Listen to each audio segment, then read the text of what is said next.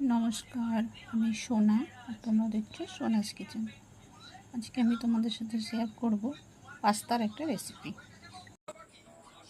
বসিয়ে দিয়েছি জল, আর এর মধ্যে দিয়ে দেবো নুন,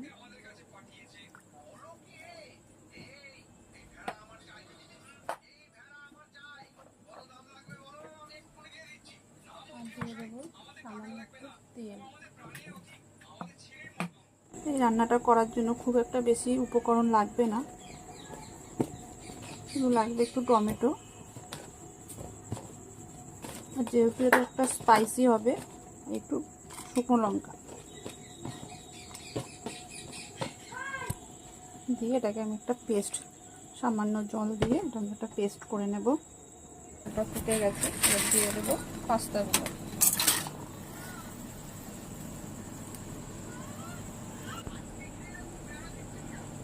পাস্তাটাকে আমি 5 মিনিট ফুটিয়ে নেব। মোটামুটি সিদ্ধ করব, খুব বেশি সিদ্ধ করব না, তাহলে গলে যাবে।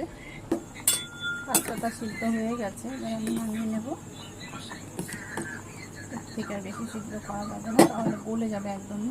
পাস্তাটা আমি জল ঝরিয়ে নিয়েছি। রান্নাটা করার জন্য আমি কড়াই বসিয়ে দিয়েছি, কড়াইটা গরম হয়ে গেছে, দিয়ে দেবো তেল।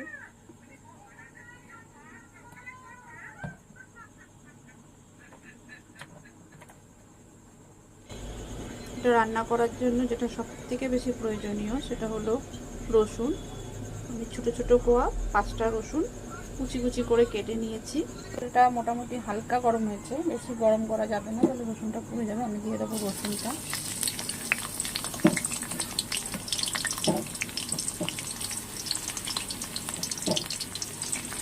রসুনটাকে খুব বেশি ভাজবো না, হালকা করে ভাজবো, বেশ সুন্দর একটা ফ্লেভার বেরিয়ে গেছে।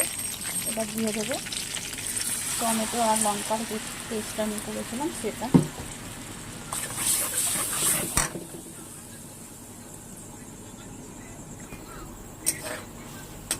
মশলাটাকে একটু ভালো করে ভেজে নেবো, জলটা উঠেছে টমেটো দেওয়া আছে বলে।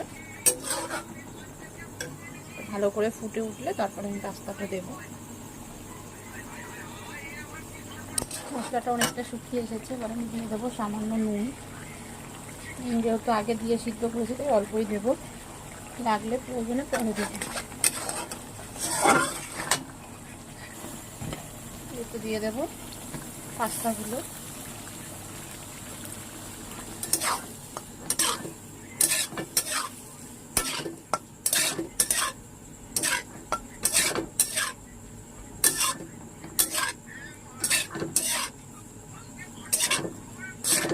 এবার এটাকে হাই ফ্লেমে রান্না করতে হবে।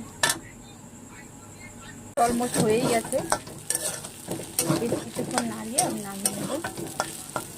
রান্নাটা পুরোটাই হাই ফ্লেমে করতে হবে, এটা লো ফ্লেমে একদমই করা যাবে না। হয়ে গেছে রান্নাটা, এবার আমি নামিয়ে নেব। তৈরি হয়ে গেছে চিলি গার্লিক পাস্তা। এটা খুব অল্প সময়ে, খুব অল্প উপকরণে তৈরি করা যায়, তো তোমরাও বাড়িতে ট্রাই করতে পারো। আর ভিডিওটি যদি ভালো লাগে তবে লাইক, কমেন্ট, শেয়ার করো, ফলো করে পাশে থেকো। ধন্যবাদ সকলকে ভিডিওটি দেখার জন্য। নমস্কার।